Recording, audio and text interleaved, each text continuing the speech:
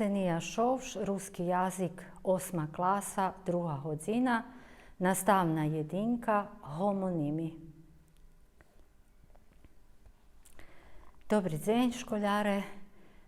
Predlužujeme dalje naše učenje na taki sposob, jak sme i na prešlej godzini. Na nješkajši budeme učiti o homonimoh, znači jaki to slova, ali skoro i toho, ako šeljem vracime na našu leksiku i na to, co sme predtým učili, znači ostatnjih godzini, ktorý sme robili, boli pošveceni leksiki zos stanoviska. Probujte še zdohadnuc, ktoré to bolo stanovisko, zos stanoviska. Zos doroho, znači probujte še zdohadnuc, veljo podzeljenja boli. To bola ekspresivna leksika, stilski ofarbena, takže sme mali i zos pozitivnu, i zos negativnu ofarbenoscu i velji podzeljenja, vecka, tu sme spominali i povedzme familijarni slova, hipokoristiki, efemizmi, pa pejorativni, pa povedzme aži frantovljivi slova i tak dalje, i tak dalje.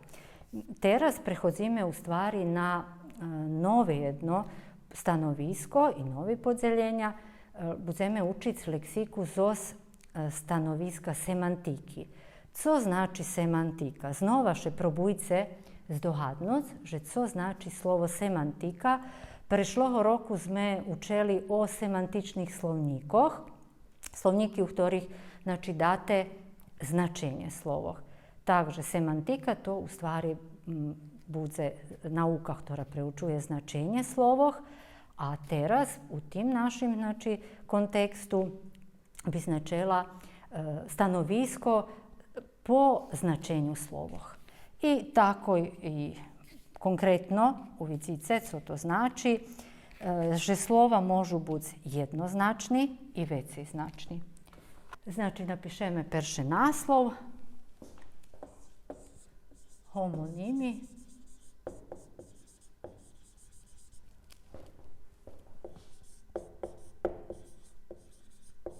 tota lekcija homonimi u vaših gramatikoh nahodzi se na 71. boku. Znači, jak sam možda spomla, šitski slova še dzelja na jednoznačni i veciznačni. I to možeme tak zapisati.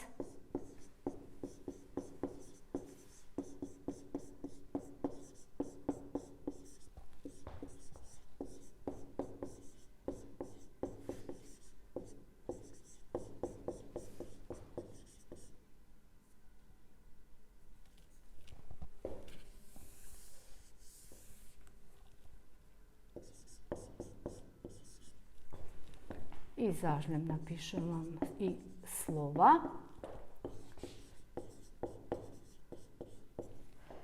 Probujte rozdumac, jaki bi bili jednoznačni slova. Dumam, že tu ljehko odhadnuc, ke tvari jednoznačni, ktorí majú jedno značenje. To slova napišeme, povedzme, prikladi, že bi zažljem se mali zapisane, povedzme, škola, dom, teka i tak dalje, znači, ktorí majú jedno značenje.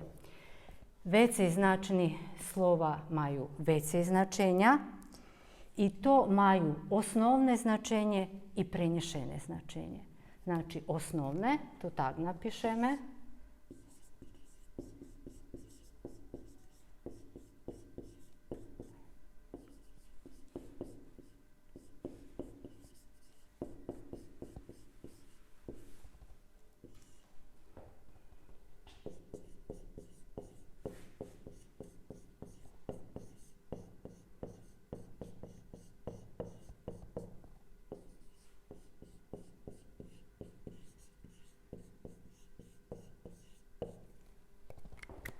Znači, veciznačni slova, to budu, možu mati, to je maju osnovne značenje i prenešene značenje. Osnovne značenje to prave, konkretne značenje, direktno, co znači, povedzme taki priklad. Hlava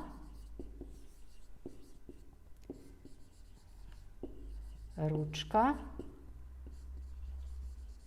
krosna.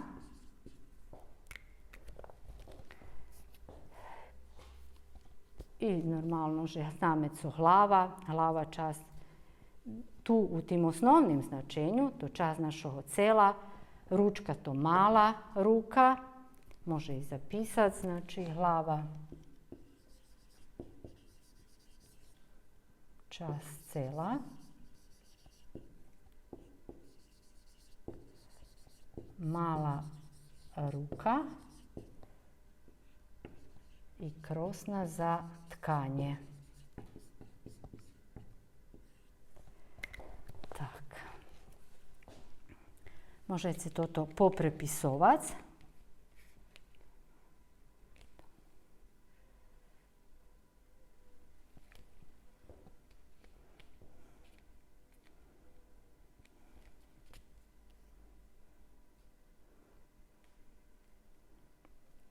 Teraz znova napišeme tudze prenešene značenje. Znova bude hlava, bude ručka i budu krosna. Probujte še zdohadnuc, rozdumać, že gdje toto slovo hasnujeme hlava u prenešenim značenju. A to znači, že hlava nejak čas cela, ručka nejak mala ruka i krosna nje na tim napravi za tkanje.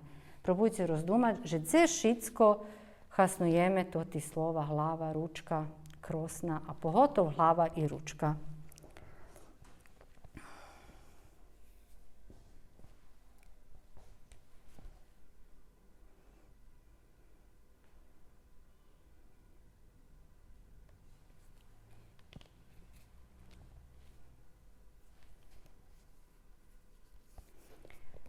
Hlava, povedzme, familiji bi mogla biti. Ja vam dam tot priklad.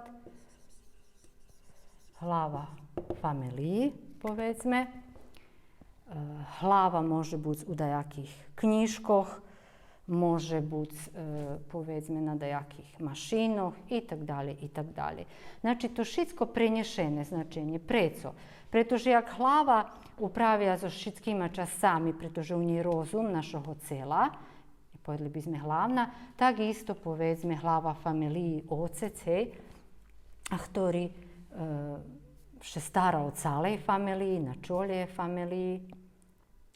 A za ručka, povedzme, ručka na fotelji može biti na nejakej mašini. Na fotelji, na mašini, znači mala ručka to mala ruka. I po tih asocijacijoh, već kad to bude to ta ručka na fotelji, ali na tih starih foteljoh nijak co nješka, na nejakých karseljoh, može biti ljepše bilo napisati tih co máme za stolom robotnim, znači oni imaju taki ručki na boku, znači to bi barže može biti bilo ljepše napisati. Evo, može biti i vi pravime, bo taki fotelji už nje barz jest.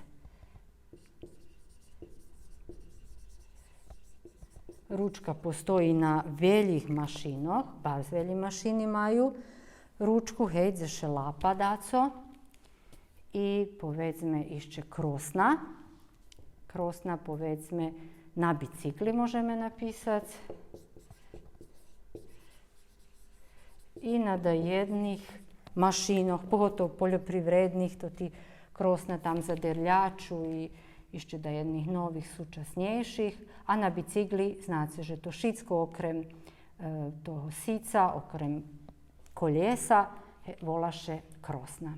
Nazdavam še, že ste rozumeli teraz, že htore to osnovne, direktne značenje, a htore prenešene. Prenešene htore ma dajaku vjazu, podobnosti dajake. Znači, ukazali sme, že htora to podobnost za hlavu, za ručku i za krosna. I možeme, že by sme u stvari skorej toho rozumeli, že keď máme len jedno slovo hlava, my već kad ne budeme znati, že na co še to odnoši. Keď máme teljo značenja, ani sme nješitski zapisali.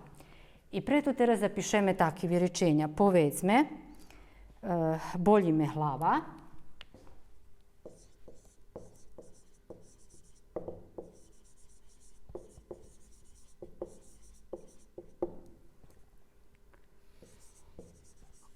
ocec, hlava,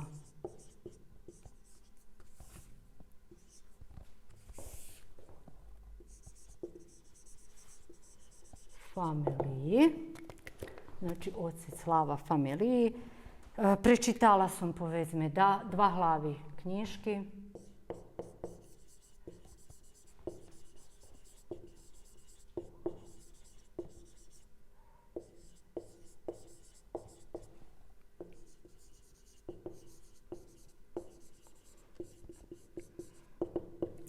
Znači, prečitala som dva hlavi písni. V šazi máme tu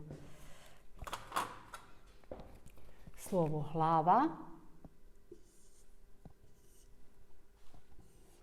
A z konteksta rozumíme, na co se odnosi, znači normalno, že hlava jak čas sela, hlava familiji, znači prenešene značenje, dva hlavi písni znova, prenešene dva časti udajaj nje písni, normalno, že njema písnja hlavi.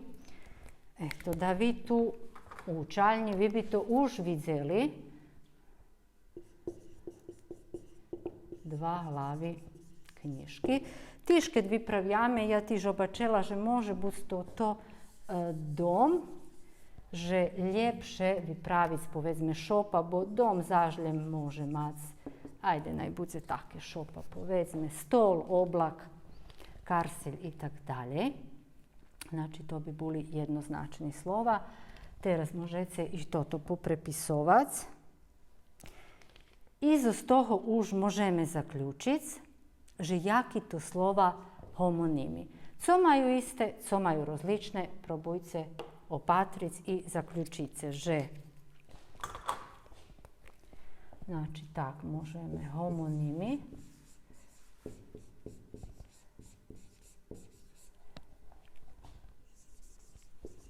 Forma ista,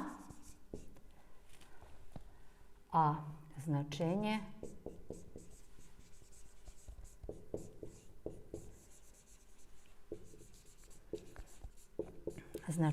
rozlične. Znači, forma, to vipatrunok, hlava, ručka, ista, potpuno ista, až možeme povesti, a značenje rozlične, odnosi se na prenešene značenje. Probujte še teraz vi zdohadnúť, ktorí by to ešte boli takí príklady, okrem tých, ktorých ja tu napísala. Je ich najisce veľa, u gramatiki tiež môžete poprečitovať i pre zvežbanie i domašnji dalej budeme na to obracať uvahu. A teraz vi ako zrozumajte, zdohadnice še, že ktorí by to ešte mohli buť takí, že majú istú formu, ale značenje im bude rozličné.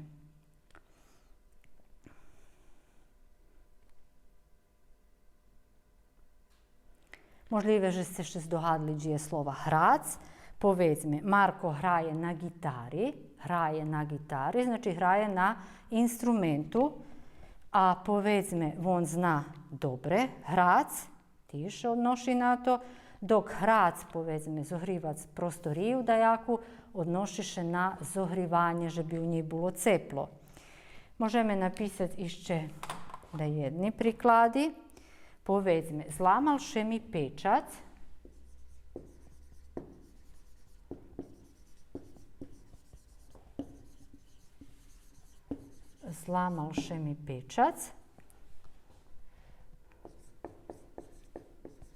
na diplomi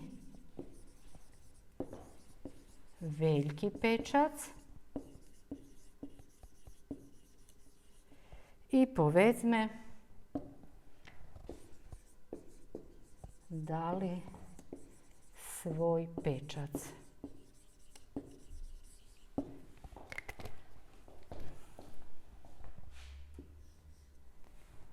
Znači, zlamalše mi pečac, na diplomi veljki pečac i dali svoj pečac.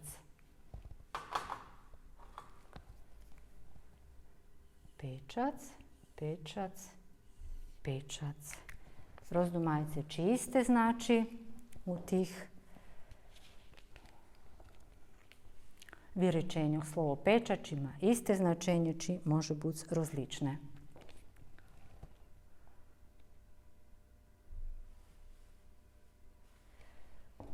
Znači, zlamalše mi pečac, vyriečenie nám hovorí, že to vjerojatno drevkov pečac, masniše nebrzo škasnuju, ale drevkov pečac.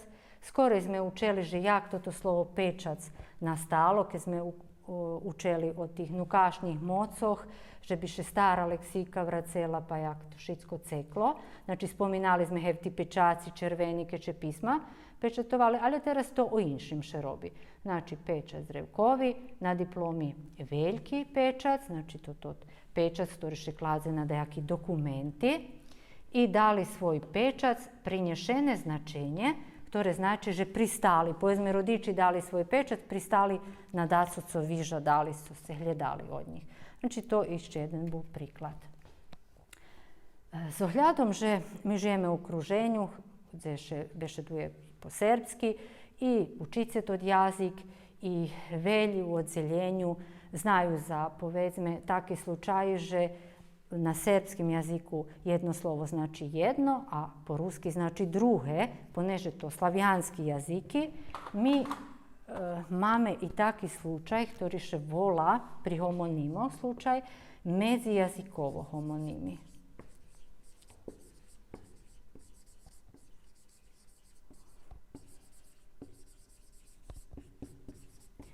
Medzijazikovo homonimi. Znači, keď še pove po srpski, že povedzme tak, na nebu se pojavio veliki oblak, dahtoh to išće nie zna to ti jaziki, to je nie zna srpski dobre, mohol bi še začudovac, že co to znači.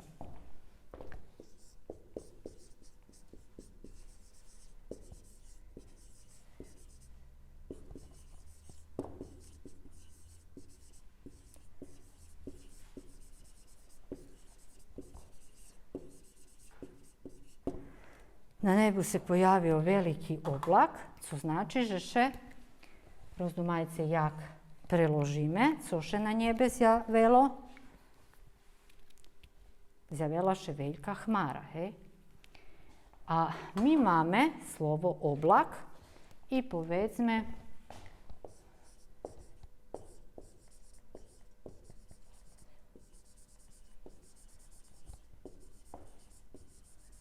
do hiži položeli veljki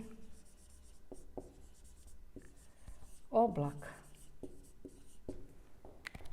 Uneše to slavijanski jazik i vidite jaki podobni vyrečenja i znova položen slovo oblak i oblak vidíme, že má istú formu. A či má isté značenje, či položeli to tu hmaru, normalno ženje, položeli oblak, pre ktorý my dostávame svetlo do hiži i vidite, že to teraz medzi dvoma jazikami, tu máme nuka z nukaruskog jazika, a teraz máme pomedzi srpski jazik i pomedzi ruski jazik, máme tak volani medzijazikovo homonimi, ktorý znova po formi isti, a po značenju rozlični. Tiške bi sme tu dodali išće i rusijski jazik, ktorý znova má bar zveljo podobni slova, ali su homonimi, bo iste znača, a ista formu maju, a rozlične znača. Nazdavam še, že ste rozumeli, co to homonimi, to se už i u nižších klasoch učeli, mi teraz toljem detaljnejše rozrobeli na takih običnih jednostavnih prikladoh, a vi već kad budete dalje to vežbac u gramatikoh, o tim še dohvarime prejk, znači Google učalnji. Znači, zapametajte, že slova môžu byť jednoznačni, viacejznačni, že jednoznačni majú jedno direktné značenje, viacejznačni slova majú osnovné značenje, konkrétne, direktne a prenešene po dajakej podobnosti i da jedni slova ih majú bars na ise veljo, že še taki slova, ktorí majú istú formu, rozličné značenje, volaju homonimi, a máme išće i medzijazikovo homonimi. Za teraz teljo, do viđenja, vidime še.